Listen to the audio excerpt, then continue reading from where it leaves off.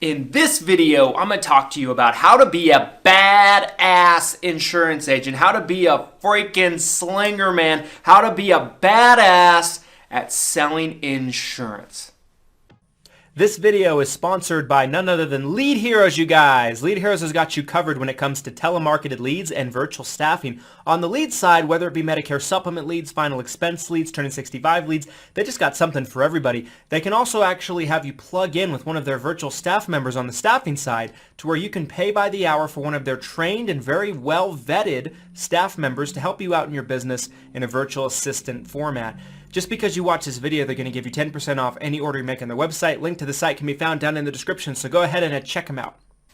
So, you want to be a badass, huh? You want to be the guy or the girl, okay, that people look at and they're like, man, this one's different now.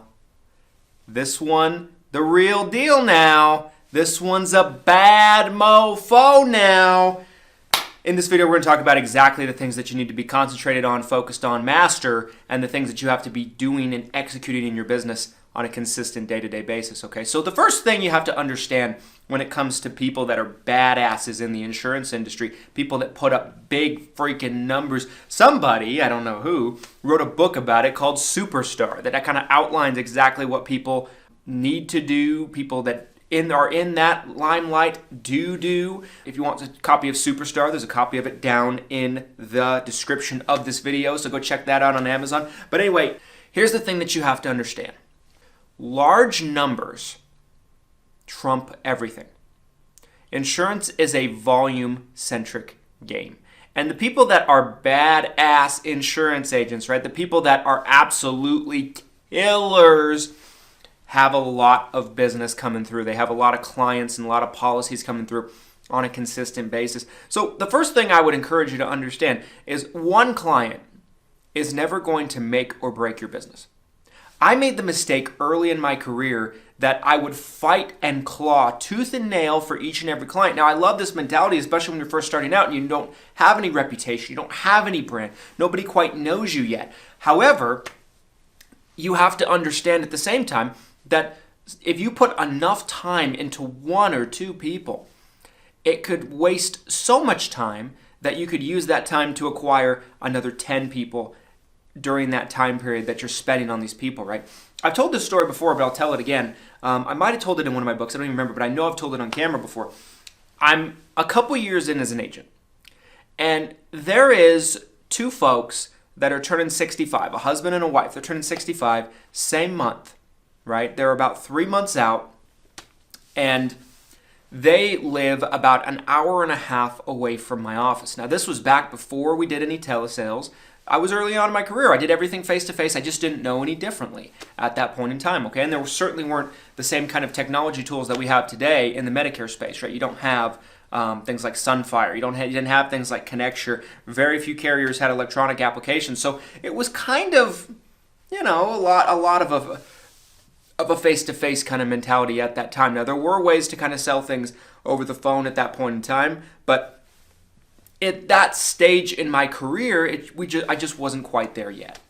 And I drove out to this guy's house, right? And he met with me. We had a very good meeting. Didn't get to meet the wife yet. She wasn't home for any particular reason. Wanted to talk to the wife, right? That's always kind of the way it goes sometimes, right? The one person's home, the other person's not home. Oh, let me talk to the wife. Just a side note, a side tip for you if you're selling insurance, do everything you can to kind of talk to them both at the same time, because that will always prevent those kind of scenarios from happening. But anyway, back to my story. I drive back, right? So there and back is a 3-hour drive.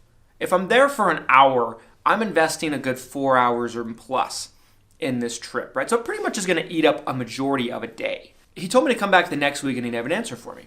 So I come back the next week on a Friday. I show up and nobody's home.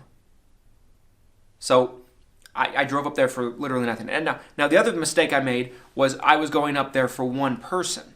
This comes back to the volume game. The smarter way to do this, and actually I learned this later on in my career, is if you're going to go to a place and do face-to-face interactions, and it is a little bit farther away, you should have an abundance of meetings that fill up your entire day so that way you don't waste this kind of time. But anyway, I ended up going back and forth multiple times over this guy, and it took a couple of months to get him. And there were multiple no-shows and things like that. Now, I ended up writing both him and his wife. They were turning 65 Medicare Advantage business. And I still have their business to this day. However, was that a good use of my time at that point in my career? No. But Christian, you got the business, you got the apps, the persistency. The gold is in the follow-up, right? The gold is in the follow-up. Yes, two things can be true at the same time, and that should be your mentality. But there is also such a time as inefficient time wasting, tire kickers, people that are going to not respect your time as a professional, but there's a lot of people out there that will.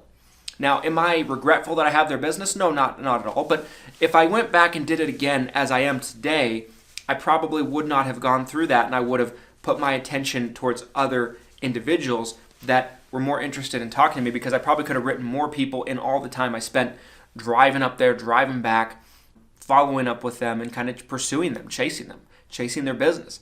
So understand that one or two clients is not going to make or break your business. It's not going to make or break if you lose one or two clients. It's not going to make or break if you obtain one or two clients.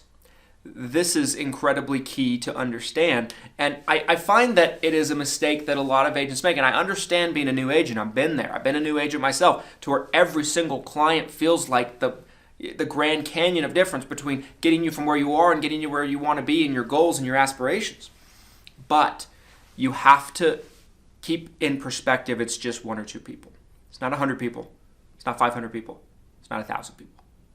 And if that's where you want to get to, 1,000 members and up, then what you need to focus on is the volume game. This is how you're going to be a badass insurance agent, okay? Number 2 tip that I'm going to give you is, if you want to be a badass selling insurance, you cannot be afraid of investing into your business and marketing. Whether you're partnering with somebody to do the marketing for you, somebody that you trust, or whether you learn marketing and do it yourself, you need to be doing marketing.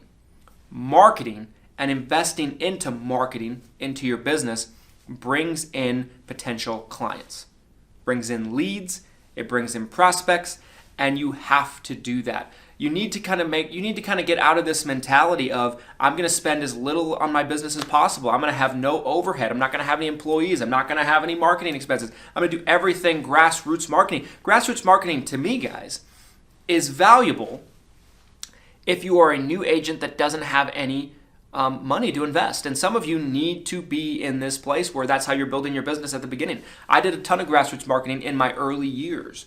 But grassroots marketing at some point in time, it ends up being something that's just not going to take you where you want to go. In this business, to get a client, you either have two assets that you can give up, time or money. And at the beginning of your career, you have way more time to invest than you do money. So it makes sense to get out and do that ground and pound a little bit, sit at tables, sit at booths. Now, we still do some of those things, but it's much more selective at the places that we actually want it to be. Okay?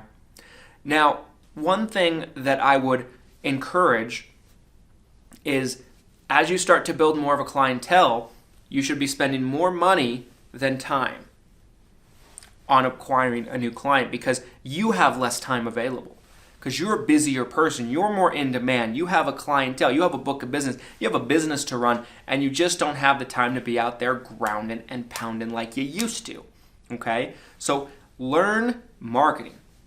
And there's a lot of different ways you can learn marketing. You can learn your own branded direct mail. You can learn how to run Facebook ads. You can run Google SEO. There's so many different ways that you can do marketing. And you can create a client-centric Facebook group, right, to where you run ads for that and kind of push people into it, right, to where you control the narrative, you control the audience. There's so many different ways. You can create a client-centric YouTube channel. There's so many different ways that you can brand and market. You can put up billboards. You can run TV ads. You can run radio ads. There's so many different ways that you can market. But whatever you do, you learn what works. You test trends. And you become somebody who is knowledgeable about marketing. And if you're not willing to do that, or you don't feel like you're capable of doing that, you should be partnering with somebody that is in that line of work, and that is their strength. And they can kind of be your marketing expert for you, whether it be someone you hire internally or maybe someone you partner with, whatever the case might be. But the only way to get good volume is to have proper lead flow. Now, you can just buy leads from vendors, and we certainly still buy our fair share of leads from vendors, but we do a lot of our own marketing too, because long term, what we want to get to is to where we don't buy any leads from vendors, or if we do, it's a very small amount and from only one or two places. We're actually kind of pretty much there already, but you need to embrace marketing, branding, because that will bring in clients long term. To be a badass insurance agent, this is important. And I don't know any badass insurance agents that aren't like in a call center that just get fed inbound calls, like someone that's actually an independent, somebody that's on their own, that's actually slaying it, that doesn't embrace this concept, right? Marketing, investing into your business.